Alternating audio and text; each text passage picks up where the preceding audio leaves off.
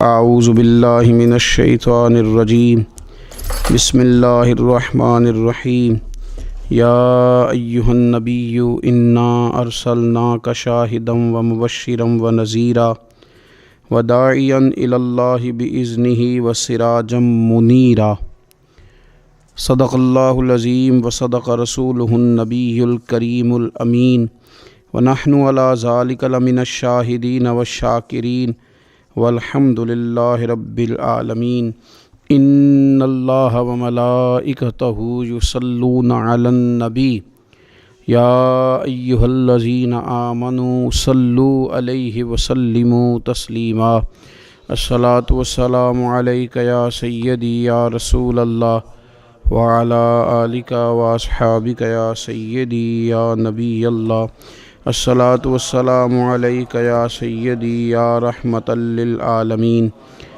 وعلی آلک واصحابک یا خاتم النبیین۔ تمام تعریفیں اللہ تعالیٰ جل شانہ کے لیے، درود و سلام نبی اکرم نور مجسم شفیع معظم آقا کل ختم رسول دانہ سبل احمد مجتبیٰ جناب حضرت محمد مصطفیٰ صلی اللہ تعالیٰ علیہ وسلم کی ذات والا صفات کے لیے حمد و صلوات کے بعد اللہ تبارک و تعالیٰ نے قرآن مجید برہان رشید میں ارشاد فرمایا کہ یا ایھا النبی انا ارسلناک شاہدا ومبشرا ونذیرا۔ فرمایا محبوب صلی اللہ تعالیٰ علیہ وسلم ہم نے آپ کو گواہ بنایا ہے، خوشخبری دینے والا بنایا ہے اور ڈر سنانے والا بنایا، وداعیا الی اللہ، اور آپ کو اللہ کی طرف دعوت دینے والا بنا کے بھیجا ہے، باذنہ، اس کے حکم کے ساتھ، اس کے اذن کے ساتھ، وسراجا منیرا، اور چمکتا ہوا آفتاب بنا کے بھیجا ہے۔ اے محبوب صلی اللہ تعالیٰ علیہ وسلم آپ کو داعی الی اللہ بنایا، اللہ کی جانب دعوت دینے والا بنا کے بھیجا ہے۔ نبی پاک صلی اللہ تعالیٰ علیہ وآلہ وسلم نے ہمیں اللہ کی جانب دعوت دی، عقیدوں کے اندر، نظریات کے اندر، افکار کے اندر، سوچوں کے اندر جو کمزوریاں ہیں ان سب کو نبی پاک صلی اللہ تعالیٰ علیہ وسلم نے دور فرمایا۔ ہمیں رسول کائنات صلی اللہ تعالیٰ علیہ وسلم نے فکری طور پر، ذہنی طور پر، قلبی طور پر مضبوط کیا۔ انسان جب تک اللہ اور اس کے رسول صلی اللہ تعالیٰ علیہ وسلم سے ذہنی طور پر اور روحانی اور قلبی طور پر وابستہ نہیں ہوتا اتنی دیر تک وہ کمزور رہتا ہے، اور جب وہ رب رسول سے وابستہ ہو جاتا ہے، اس کا عقیدہ اللہ اور اس کے رسول صلی اللہ علیہ وسلم کی ذات پر مضبوط ہو جاتا ہے، پھر وہ ذہنی طور پر، فکری طور پر مضبوط ہو جاتا ہے۔ نبی پاک صلی اللہ تعالیٰ علیہ وسلم کی تشریف آوری سے پہلے جو بنیادی مسئلہ تھا وہ یہ تھا کہ کفار مکہ، قریش بہت سارے بتوں کی پوجا کرتے تھے، تو جو نظریاتی کمزوریاں تھیں، جو فکری فقدان تھا، وہ ان کے اندر بہت زیادہ تھا۔ حج کر کے آتے تھے تو اوہام پرستی کا شکار تھے، حج کر کے آئے ہیں تو دروازے سے داخل نہیں ہوں گے، اوپر سے کود کر کے آئیں گے، کپڑے اتار کر معاذ اللہ بیت اللہ شریف کا طواف کرتے، قربانیاں کرتے تو ان کا خون کعبے کی دیواروں کے ساتھ ملتے۔ مصر کے اندر یہ رسم پائی جاتی تھی کہ وہ سال کے بعد ایک لڑکی کو ذبح کر کے دریا میں ڈالتے تھے تو تب دریا چلنا شروع ہوتا تھا، اور اس پر انہوں نے نظریہ بنا لیا تھا کہ ایسا ہوگا تو تبھی معاملہ آگے بڑھے گا۔ نبی پاک صلی اللہ تعالیٰ علیہ وسلم نے ان سب لوگوں کو اللہ کی جانب دعوت دی۔ حضور علیہ السلام نے فرمایا میں تمہارے سامنے جو تعلیمات لے کے آیا ہوں ان میں کوئی اوہام پرستی نہیں، اس میں توہمات کا کوئی تذکرہ نہیں، ایک مضبوط دین، اللہ تبارک و تعالیٰ کی ذات پر بھروسہ، اللہ تبارک و تعالیٰ کی رحمت سے امید، ان سب چیزوں کو رسول پاک صلی اللہ تعالیٰ علیہ وسلم نے لوگوں کے ذہنوں تک اتارا۔ جب تک انسان کا بھروسہ عام انسانوں سے وابستہ رہتا ہے، دنیا داروں سے وابستہ رہتا ہے، پیسوں سے وابستہ رہتا ہے، دنیاوی معاملات کے ساتھ وابستہ رہتا ہے، تو وہ کمزور ہوتا جاتا ہے دن بدن۔ اور رسول پاک صلی اللہ علیہ وسلم داعی الی اللہ ہیں، تو حضور نے ہمیں یہ سوچے دی ہیں کہ تم نہ اپنے آپ کو اللہ رسول سے وابستہ کرو، پھر یہ جو کمزوری ہے نا، کمزوری یہ تمہارے دل سے نکل جائے گی۔ ہم دیکھتے ہیں کہ آج بہت سارے لوگ ایسے ہیں جو مایوسی کی گفتگو کرتے ہیں،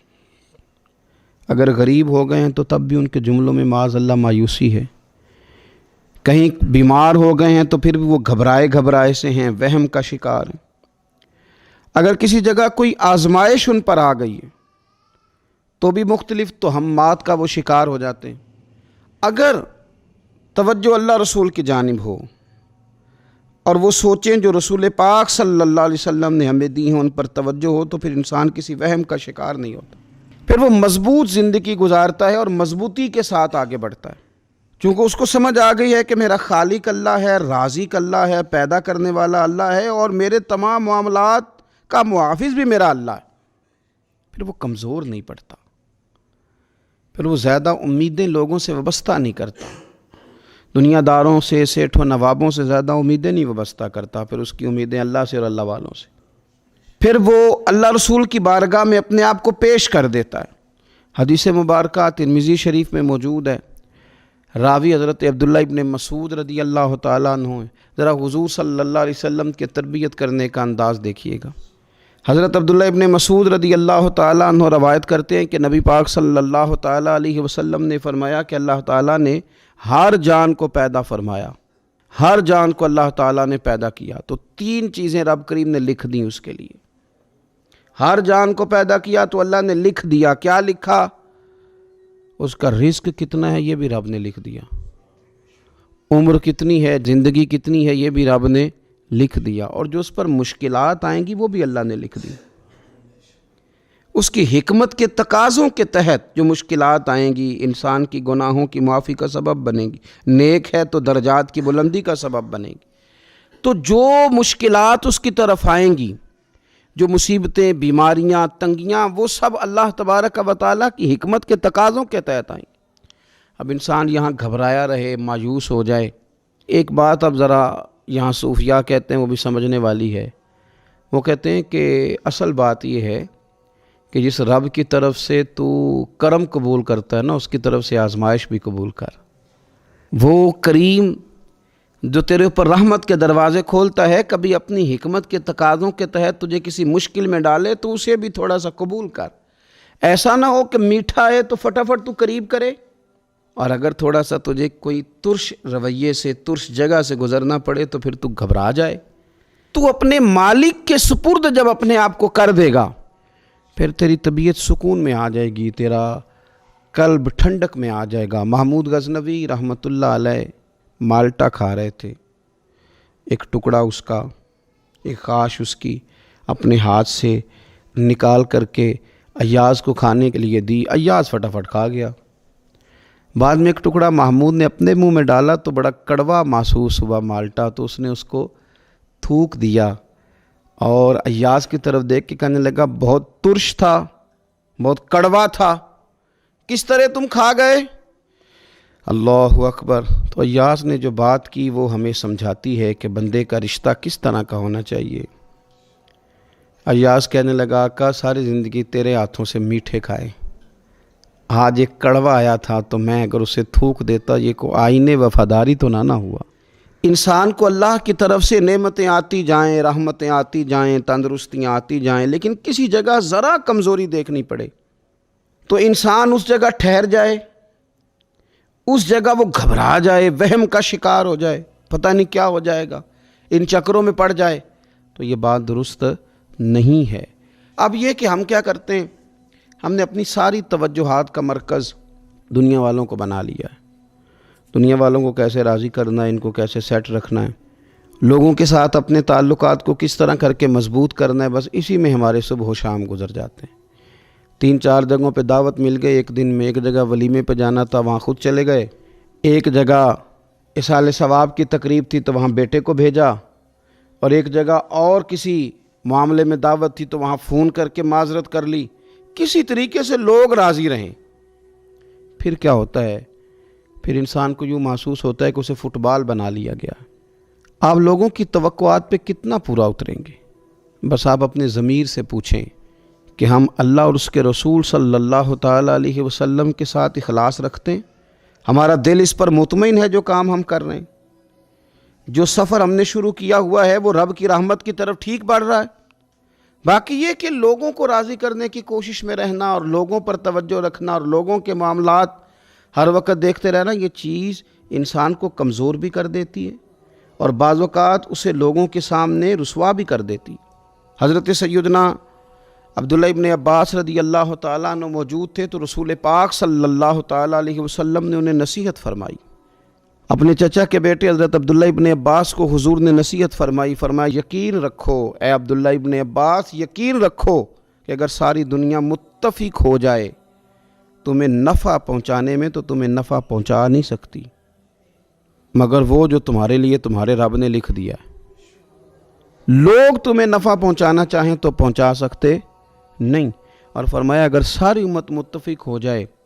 کچھ نقصان پہنچانے میں تو نقصان پہنچا نہیں سکتے مگر یہ کہ جو اللہ نے تمہارے لیے لکھ دیا ہے۔ نہ تمہارا کوئی نفع کر سکتا ہے نہ کوئی تمہارا نقصان کر سکتا ہے، ہوگا وہ جو اللہ کی مشیت کا تقاضا ہوگا، خدا کی رحمت کا تقاضا ہوگا۔ تو اب کرنے کا کام تو یہ ہے کہ ساری توجہات کا مرکز اللہ رسول کو بنایا جائے۔ آپ دیکھیے صحابہ کرام علیہم رضوان کو رسول پاک علیہ الصلوۃ والسلام کی مقدس زبان نور پر کس قدر زیادہ یقین کامل حاصل ہے کہ سید عالم صلی اللہ تعالی وسلم 313 سے کہتے ہیں کہ چلو جہاد کے لیے تو وہ نکل پڑتے ہیں، 1000 سے مقابلہ کرنا ہے تو وہ تیار نظر آتے ہیں۔ حضور علیہ السلام کہتے ہیں خندق میں چلو تو وہ تیار نظر آتے ہیں۔ حضور صلی اللہ تعالی علیہ وسلم جو وعدہ ان کے ساتھ کرتے ہیں تو وہ منوعاً اس وعدے پر توجہ کرتے ہیں۔ تو میرے عزیز یاد رکھنے کی بات یہ ہے کہ اگر ہمارا بھروسہ اللہ رسول پہ مضبوط ہو جائے، وہ وعدے جو ہمارے ساتھ ہمارے نبی پاک صلی اللہ علیہ وسلم نے فرمائے ہیں کہ سچ بولو گے تو نجات پا جاؤ گے، وہ جو نبی پاک صلی اللہ علیہ وسلم نے ہمیں فرمایا کہ 2 چیزوں کی تم مجھے ضمانت دو، میں تمہیں جنت کی ضمانت دیتا ہوں۔ یا رسول اللہ کون سی؟ فرمایا کہ 2 جبڑوں کے درمیان جو تمہاری زبان ہے اس کی مجھے ضمانت دے دو، اور ایک تمہاری 2 ٹانگوں کے بیچ جو شرمگاہ ہے تو مجھے اس کی ضمانت دے دو، میں تمہیں جنت کی ضمانت دے دیتا ہوں۔ تو وہ ساری چیزیں جو رسول کریم صلی اللہ تعالیٰ علیہ وسلم نے ہمارے لیے رکھی ہیں، ہمیں ان چیزوں پر توجہ کرنی، ہمیں غور کرنا ہے کہ یہ وعدے جو اللہ رسول نے ہمارے ساتھ کیے ہیں یہ سب سے زیادہ مضبوط ہیں۔ اسی طریقے سے اگر رحمت خداوندی کی طرف انسان کا خیال جائے، اللہ کے کرم کی جانب اس کی توجہ جائے، میرے رسول پاک صلی اللہ تعالیٰ علیہ وسلم نے ارشاد فرمایا، آپ یقین کریں جن لوگوں کی توجہ اس طرف ہو جاتی ہے کہ اللہ تبارک و تعالیٰ بڑا کریم ہے، اللہ بڑا مہربان ہے، اللہ بڑا کرم کرنے والا ہے، تو پھر خدا بھی ان پر بڑی ہی رحمت فرماتا ہے، پھر اللہ تعالیٰ بھی ان کے لیے بڑی ہی آسانیاں کرتا ہے۔ اس لیے ہمارے بزرگوں نے لکھا ہے کہ اپنے رب کے ساتھ حسن ظن رکھنا واجب ہے، ضروری ہے کہ تم اللہ کے ساتھ اچھا گمان رکھو، اچھا گمان۔ امام غزالی نے حدیث لکھی ہے، ایک اعرابی نبی پاک صلی اللہ علیہ وسلم کی خدمت میں حاضر ہوا اور اس نے عجیب بات کی،